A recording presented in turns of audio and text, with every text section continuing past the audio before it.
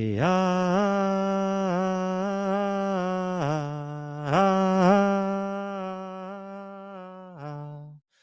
Every other day, every other day, every other day of the week is fine.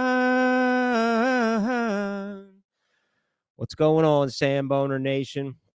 Hope everybody's having a real nice day. Happy Monday, folks, and welcome back to another episode of the Samboner Show. Creeping in on 100 episodes. I woke up this morning and I said to myself, 100 episodes. Are you going to make it to 100 episodes, Mick? I sure as hell didn't feel like firing up a little episode of the Samboner Show today. God damn, these Mondays and Tuesdays just continue to get tougher and tougher and tougher. Look, I'm battered, I'm bruised, and I'm feeling the pain for all you beloved Philadelphia Eagles fans, all you beloved Samboners out there. But we're going to grind through. Taking a little lunch break here, Samboners. We're back to the grind. All hands on deck. Appreciate everybody tuning in. Shout out to our good friends at Not For Long Media for all the production, Jack in the Back, Colin, the team, for giving me the support, all the resources, the equipment to do what I'm doing on a week to bi-weekly, 2-weekly, but whatever. I fire them up here and there. Oh, man alive. Appreciate all your support there. The original Fudge Kitchen, shipping fudge all over the country. FudgeKitchen.com. Always a good time to get your fudge game on. Appreciate all the love and support to the Fudge Kitchen family. Can't wait to get back down the shore and just chew on some saltwater taffies, lay in my beach chair, stare at the ocean, play washers, just hang out, man. Hang out. How many days till Memorial Day weekend? Let me think here. January, February, March, April, probably like 144 days, if I had to guess. 144 days until Memorial Day weekend, Sambo Nation. But that's all right. We are still alive. We are still well.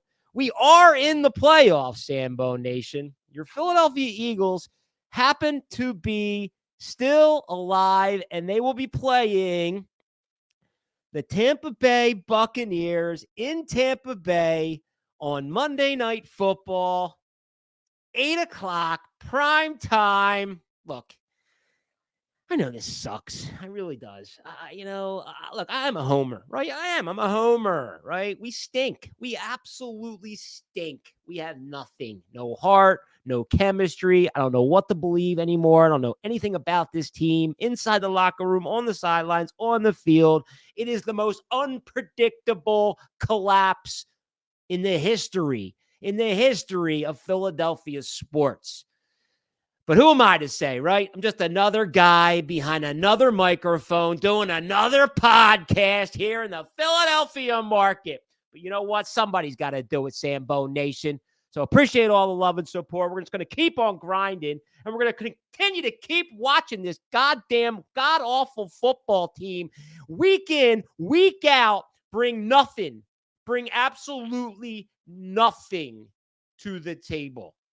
Now, yesterday was an interesting day, right? It really was. It was an interesting day. Week 18, a game against a divisional rival in the New York Giants that had really little to no meaning. Really, at the end of the day, it had little to no meaning in that game. Yeah, if we won and the Cowboys lost, we'd win the division and we'd get the 2 seed. Come on, man. Did you really think that the Dallas Cowboys laying 13 points to a team who's looking for a better draft pick next year was really going to lose that game and forego the NFC East championship, right?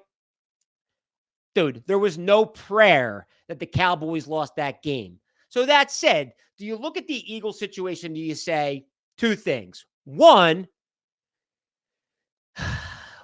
Philadelphia, do you go out and play the Giants with all the fucking might and heart in the world to just absolutely go in there and blow the doors off them, maybe giving it some sort of like lift and, a boost in momentum going into the postseason, kind of like a win to say like, all right, let's go. We got it back. Let's go into the playoffs and get back to exactly where we were in the first 11 weeks of the season. Or B, do you just say, you know what, guys? We all need to just take a step back. We all need to rest. This game at the end of the day is meaningless. Let's rest all of our starters and go into the wild card weekend with 2 weeks full rest, 15 days, my add you, now that we're the Monday Night Football game, and go into week 19, wild card week, with all those fresh legs, fully healthy. Hurts is healthy. A.J. Brown would be healthy. Maybe Devontae Smith would be healthy. But no, we decided to go in there and lay an absolute egg and really quickly become what I'd like to say one of the most laughing stock teams in the entire NFL. Look, there's maybe some hindsight there, but like we didn't have a plan. And that's the problem. This team continues to go out there and not have a plan. Like this, again, is likely one of the biggest collapses, oh my God, in all of Philadelphia sports. Now, for those of you watching on YouTube, I'm holding a NFL Duke Wilson Duke football, one of those mini Hutches, mini Hutch. Back in the day, I could throw this ball close to 75 yards, like in 8th grade too. I could fucking throw this Hutch 75 yards downfield. I don't know where I'm going with that, Sambo Nation, but honest to God, I want to throw this goddamn ball right through this screen because I could not be more frustrated with what's going on in the city of brotherly love. What is going on with our beloved Philadelphia Eagles? Like, do we really have that faith and hope? It's sick. I'm sick to my stomach. The fact that I still believe in the Philadelphia Eagles. I still believe that we can go down to Florida next weekend and beat the Bucs. Now, granted, that's not saying a lot. And I think that there could be some upsets along the way to the point where we essentially are going to face San Fran in the NFC Championship. But like, that's a really sickening take. It really is because, unfortunately, it's just one of those things, man. This team, it's becoming a mystery. It really is. It's a conspiracy. No, it's not a conspiracy. I don't know what it is. Don't listen to me. I suck at this shit. Really. I am not a good podcaster. I'm not. But I'm working on it, and I continue to try my best. So I appreciate everybody, supporting me and tuning in. But like, I'm afraid what we are witnessing here is something that nobody can really wrap their hands around. Like maybe something will just leak out of the clubhouse eventually. Like I feel like I'm still lost with the Phillies debacle and the way that all kind of came to a screeching halt.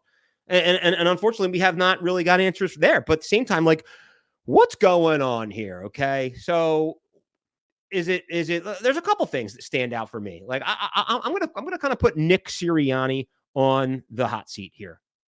I think he's a great dude, really. In the beginning, when he came into the NFL and he took the reins of the Eagles, I kind of shook my head because if you recall, he had an interesting personality. Like when he first addressed the media, like really immature, didn't seem to have that like stand up head coach presence. But you know what?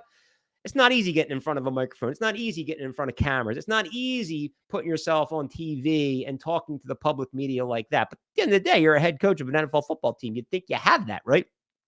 Fast forward, a couple months went by, all dust under the carpet, right? He turned into one of those guys that like just fit the Philadelphia mold. He really did. He fit that Philadelphia Eagles, like just that blue collar mucker mentality. Like, man alive, look at this fucking guy wearing like, t-shirts from Crossing Broad, t-shirts from Barstool Philly, out into the back practice field. Like he was one of us. He really was. He was one of us, and he still probably is. But that said, as he continued to mature and he continued to grow this franchise and continued to just sharpen his saw, he became a very professional NFL coach until just about 7 weeks ago, Sam Boners, 7 weeks ago, we are on one of those crazy 7-week skids where we've unfortunately watched an NFL football coach turn into kind of an immature, unprofessional leader. And that's kind of where I'm going with this, right? And I'm not saying that this is his fault, but when you look at the grand scheme of things and you try to figure out what exactly has happened to this organization, this football team, it starts with the head coach, right? A head coach who ran off the field after a game when they beat the Kansas City Chiefs, acting like an immature imbecile, yelling into the stadium, yelling into the fans. Like, I'm sorry, right? I'm not a big fan of like Bill Belichick, but Bill Belichick would never do anything like that. Andy Reid would never do anything like that. Doug Peterson would never do anything like that. Buddy Ryan would never do anything like that, right? Fast forward a week later, next thing you know, our good friend Big Dong, I'm sure as hell he's fucking hung like a horse. I'm sure he is. But Big Dom cannot be acting the way he acted. And it was ticky-tacky. I agree. But last but not least, it was unprofessional, right? So that guy needed to take a better road, the higher road. And again, it's not easy. Lots of intensity there, especially on the field, in the moment. I get it, right? But I'm talking about moments where this all started to fall apart. And it starts with the head coach, and it leaks right into the Big Dom episode. And just like that, this team has become one of the worst teams in the entire league. Now, can we fix it? Can we turn it around? Man, alive. Like, I'll tell you what, man, my Homer hat is running out of gas here. Like, it's on my head. Always is on my head. It's on everybody's head. We're freaking crazy. There's no fan base like the Philadelphia Eagle fan base. There really isn't. It's sick in a way. We're sick. We're sick individuals. The fact that, we had to just weather that entire storm yesterday, and it looked absolutely brutal. Like all you Philadelphia fans that made that trek up to New York, the Meadowlands to watch that game. Kudos to you, man. You guys are fucking the loyal, faithful, bleed green Eagles fans. Nothing but appreciation for you guys because the weather looked awful. The game was absolutely awful. And the sad part is that, you got to drive home and, the guys that are just sitting here watching on the couch and, sure enough, like we're watching the Monday Night Football game against the Bills and the Dolphins. Now that was a real football game, lots of turnovers in the first half, but that was a real football game. Josh Allen is a man alive. Watch out for the Bills. That's all I'm going to say. But they post the game and it's like, yeah, Monday Night Football. Let's go. Eagles, Bucks. Like, we're just like, is it like in our blood that we just like for some reason just gravitate towards when that game's going to be, what the line is, Eagles -2. And, you sure as hell know we're going to be watching that game, but we're going to find out fast. We're going to find out in 7 days from now a lot about this Philadelphia Eagles team. And I appreciate everybody just, dealing with me right now. I'm under the weather, had one of the roughest weekends in a long time.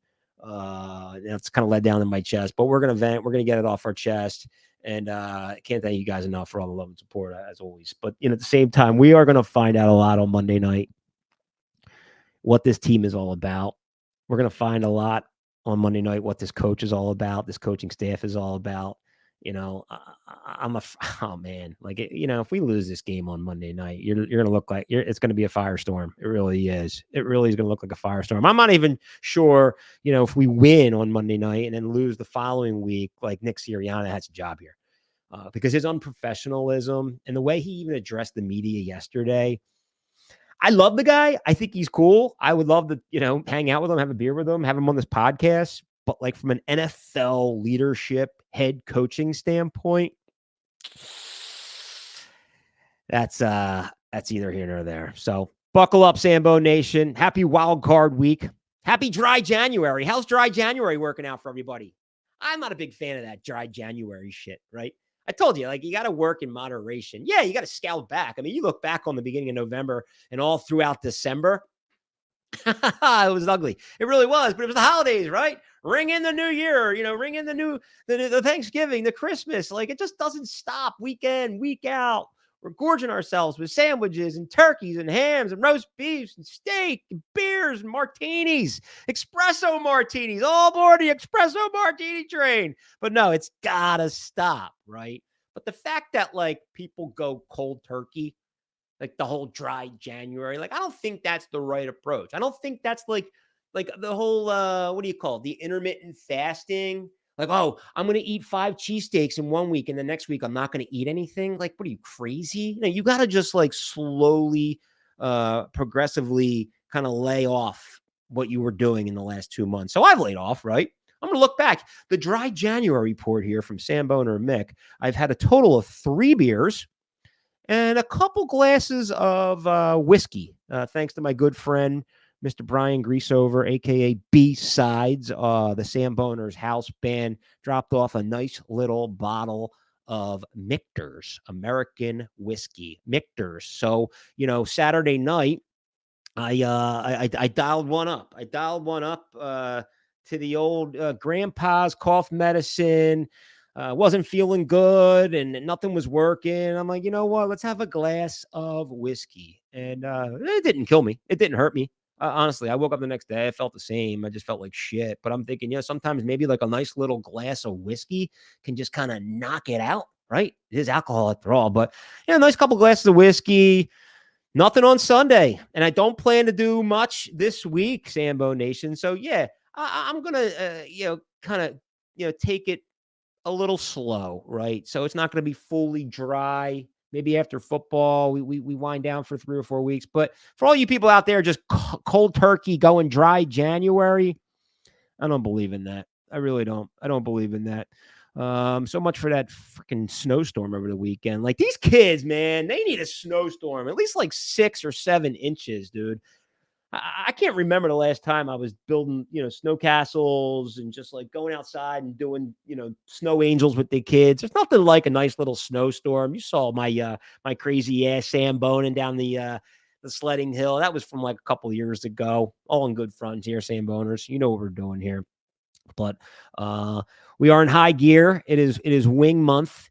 I believe this is our shit, man. I think this is our 3rd go at it of wing month. Look, I get it. We're Samboners, right? But you always got to shake it up. You can't just keep eating cheesesteaks and hoagies and whatnot. Well, you can, right? You always got to heat your cheesesteaks in. But there's nothing more that people love to do and embrace, good competitive wing discussions over who's got the best. And, I'm learning quickly that, look, there's a lot of great spots out there, but there's also a ton of parity when it comes to wings. Like, for example, and I'll post this like this week, I stopped by I stopped by Dominic's Tavern. Great spot. Got a chance to meet the owners. These dudes just took this place over. If I lived in Belmar, New Jersey, I'd be set, man. I'd be set. I have my local doctor there, and then I have a great little bar in the Dominic's Tavern. No, I'm just kidding. The Dominic's Tavern, just nice little round bar action, cold beers, just good camaraderie and great wings. And look, I'm not taking anything away from Dominic's Tavern's wings, but I posted a quick video, who's, and a bunch of other people chimed in. Jug handle, Piccolelli. Like there's comparable wings, right? Like the Boathouse was not on our top 10 this year. They were on the top 10 last year. They weren't on this year, but like they're great wings. In my opinion, like you really got to separate yourself to become an elite top 10 Sam Boner wing candidate. So our top 10 from 2023 is Burns Tavern. They do some sort of like duck dip action of some sort. People will say that Burns is like the best in the world. It's unique and it's good. And when they're on, they're really good. So they are deserving top 10. I got the Seaview win. Seaview win is holding down South Jersey, Cape May. And I got a chance to Sambone those guys over the summer, and I was blown away. I really was. Something unique about them. Very, very just like flavorful, crispy, perfect size, good wing, great bar. Seaview win. The jug handle, that's just due to experience, right? Like jug handle has been representing South Jersey for as long as I can remember. They have a wing there where I think you have to sign a waiver sheet just to order it and basically there's like a liability behind whether or not you're capable of eating this wing. So they sign a waiver to kind of clear their air. We use those puppies for the block pool at the Super Bowl. If you win a block, yeah, you win $100, but you also have to also have to eat an atomic hot wing from the jug handle. Mesquite Grill up in Doylestown, they may have dropped off. Their garlic parms are unbelievable, but you know what? They may have dropped off. We may have to shake that one up. Moriarty's through and through. Moriarty's holds a special place in my heart. It's where I got engaged, had a ripper party that night. The rest was history. Barely even remember getting into my car, but it was a fun night. It really was. McCrossen's Tavern right there in the Fairmount area. These guys can continue to kill it. But again, from a parity standpoint, I don't know. It's an interesting grab there. We'll see how it holds up. Pub of Penn Valley. Now, there is a wing, and that is a very special, unique style wing. Awesome sauce right there on like the main drag, the main line. Shit, what road is that, man? Is that Havertown Road or Lancaster Pike? Oh, dude, I'm clueless. I'm also really, really burnt right now. So, and then the top three, Charlie's Bar, can't go wrong. Hunt's Annex, right in the Delco area, and number one right here in Glenside, PA, Union Jacks. And Union Jacks just has continued to be consistent, continues to crush it. And those guys are a great bunch. Awesome little dive bar right here in Glenside, PA. So we're gonna fire up 2024. I opened things up Korean barbecue style. Oh man, my chest hurts. This is just a guy, a fan of the page, Dulcet House in Cherry Hill, New Jersey. Knocking on my door, man, all day long, knocking on my door. And, they asked me to come out, and I decided to reach out again and say, hey, man, I'm going to open up Wing Month. You've been a fan. You've been, constantly commenting and asking me to come in. I've heard nothing but good things about these wings. And so we gave it a shot. $30 later, and we were out the door with a couple extra wings and a rice bowl, and the food was amazing. It really was. Man. This has become an expensive hobby, those Samboners. I'm trying to get out there and support as many people as possible, but to drive 50 minutes, spend $30 on wings, drive 50 back. I don't know. I really don't know, man. Like, I'm not the one to, charge anybody for reviews. That hasn't been my style. I think there's bigger stuff, something bigger here. And obviously we're going to keep hammering and keep, nailing against the wall, and we're going to get there.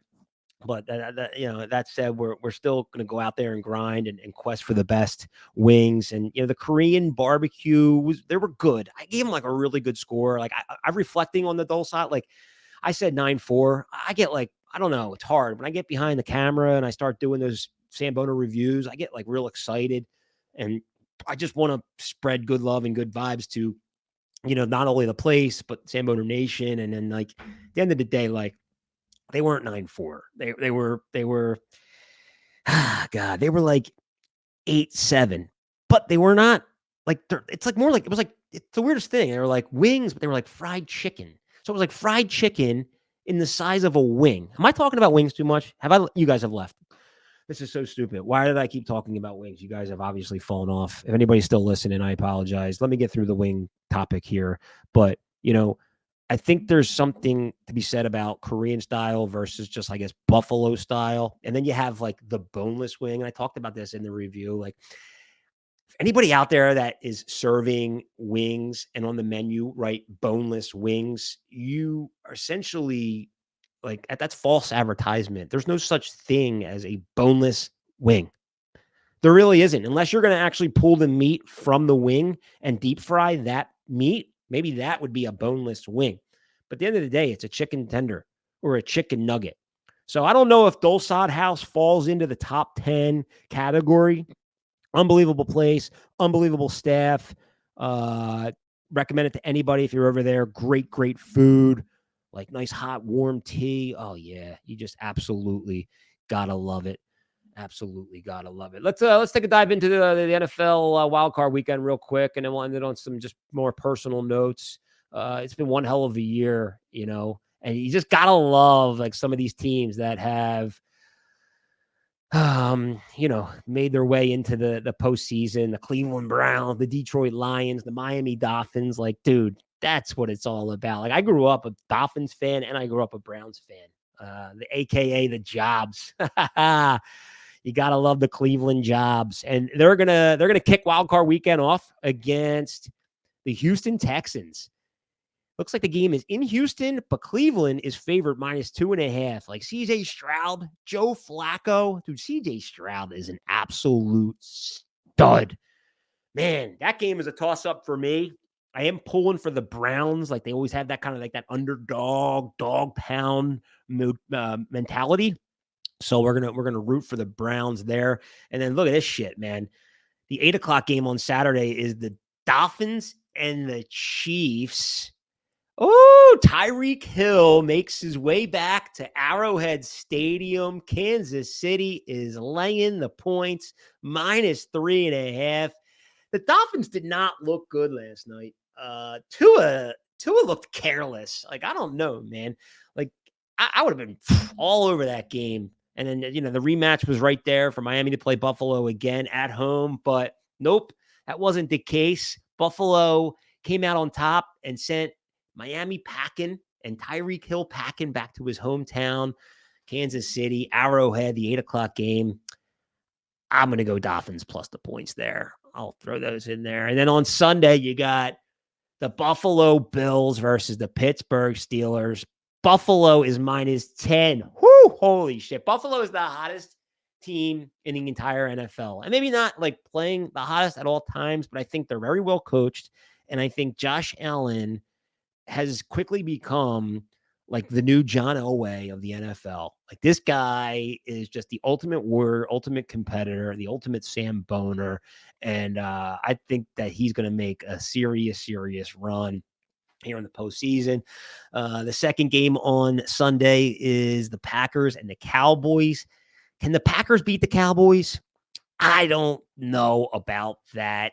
I hate to say it. Like, God, I talked about the Cowboys in the beginning of the show. Makes my stomach turn into a knot when I talk about the Cowboys, but that's a tough place to play, man. Not Arrowhead, Jerry World or whatever you want to call it.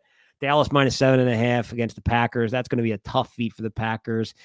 And then the last game on Sunday is the Rams versus the Lions. Detroit -3.5. I'm not making good eye contact. Sorry about that. I have my head down looking at the ESPN scores for next week. Detroit, what a year. But dude, Matthew Stafford makes his return to Detroit in a wild card showdown. That's going to be a good game. That's a nice little action, nightcap action. Lions, Rams. God, Dan Campbell, though, he's got that team ready to go every single weekend. 12 wins. I got to go Lions there. And then last but not least, to cap off Wild Card Weekend, your beloved Philadelphia Eagles play the Tampa Bay Buccaneers. Philly laying 2.5. Oh, God. Have a day, Samboners. Have a day. I think that's all she wrote, man. Rough weekend. Rough weekend in youth hoops, man. God, I thought we had the team of the century. Got off to a rough opening night, Friday night. Girls just did not have it. That's on me. That's a coaching debacle. We just were not moving the ball, and the shots were just not falling. I do have full faith that we'll turn it around. It's a long season. Bunch of warriors out there, man. My girls are competitors, and we keep our heads high, and we'll have a good practice Wednesday. We'll get it straight. And we'll get back into that winning column, but unfortunately got off to a rough start. As for the little one, man, Jesus, she was on fire Saturday morning. Dropped like 8 points, had like 16 steals, maybe like 8 blocks. Absolute powerhouse, really absolute powerhouse. No better time though, man. It's, I love. Like diving into a gym and watching some good like high school basketball. The Philadelphia Catholic League is absolutely stacked. There was an awesome game over the weekend. I believe Prep nipped LaSalle like 78-75. LaSalle was down like 20 points, came all the way back, cut it to 1. There's some other real good games coming up. Roman played Wood over the weekend. Roman beat Wood But these games can go any way, any given Tuesday, any given Sunday, any given Friday, whatever it may be. The Philadelphia Catholic League is stacked. If you're nearby and you have an opportunity to go catch one of these games, like Newman Gretty versus Roman, LaSalle versus Prep, Prep versus Wood, LaSalle, dude, go out there and fucking check this shit out, man. These guys are legit. For all you LaSalle heads, congratulations on the new signing of head coach Brett Gordon, absolute stud back in the day for both LaSalle and Villanova. Great guy. I'm sure he's going to do unbelievable things for that program. I'm sure turn it around real quickly and maybe one day again start to compete with the preps of the world. Other than that, it's a beautiful time to be a Samboner. Oh man, what's next? I'm just going to keep grinding. Keep samboning, keep eating wings. Sambone Nation, can't thank you enough for all the love, the support. Anybody want to just fucking hang out, eat some wings, drink some beers, give me a holler. And thanks for getting through this episode. I didn't really have much of a desire to do it, but you know what? We got through it. 30 days, 30 minutes. You know the drill. Samboner out. Love y'all.